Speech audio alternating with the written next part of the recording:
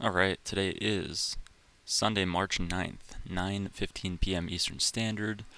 I want to start out with the Fear and Greed Index here. Some interesting stuff. We've seen a lot of uncertainty in the market, which has caused pretty dramatic declines in the S&P, the Nasdaq, the Russell, the Dow, and we're starting to see some interesting stuff. I think the uncertainty in the market has a lot of people concerned, and the stock market likes certainty with the uncertainty of Trump on tariffs. It seems every other day tariffs are on, tariffs are off, they're delayed, they're not delayed, they're taking effect tomorrow, they're taking effect next month.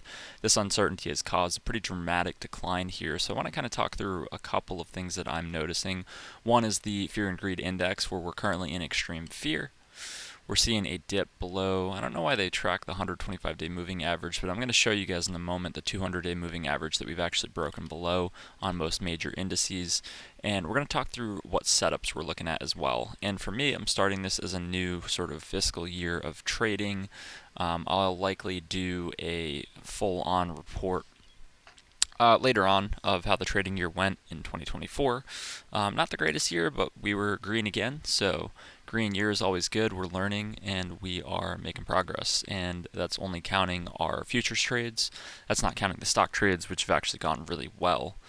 So let's jump over to the charts here. And I want to first jump into what I'm noticing. If we open, let's just do the Dow to start.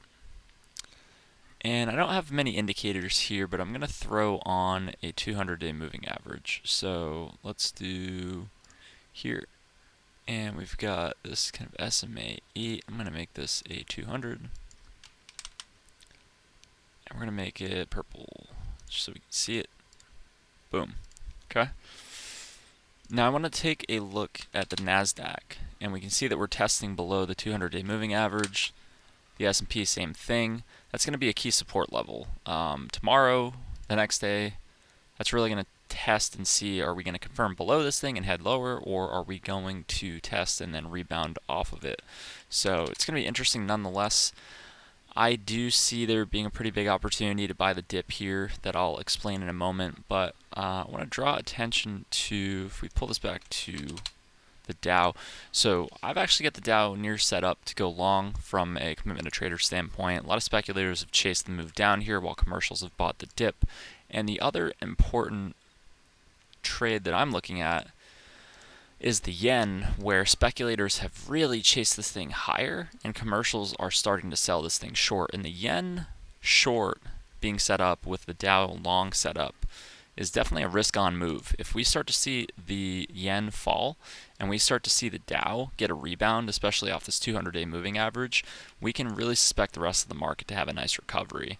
So I am paying close attention to that. I think we are overdone here. I think we could dip a little bit lower, but I see the risk reward starting to play out in favor of going long and maintaining long positions, so that's what I'll be doing. These are the setups that I'm looking at this week. We have nothing triggered for a momentum buy since there's everything kind of selling off. Gold actually got us out recently as well. Silver was out. Copper had a quick trigger to go long and now it's out.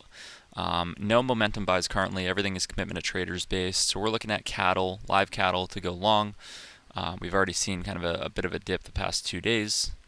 We're looking at the Dow like we talked about to go long. We're looking at cocoa long as well. And I'm seeing an intersection of some support levels here. I'll probably draw another one as well. So there's something kind of to be said here. Yeah, we're probably not going to retest that, but I like these levels. Anywhere around the 7,800 to 7,900, looking to go long on cocoa. Cocoa's tough, it's a large contract. Coffee we're looking at buying as well, but we need a bit more of a dip. It's not quite there yet.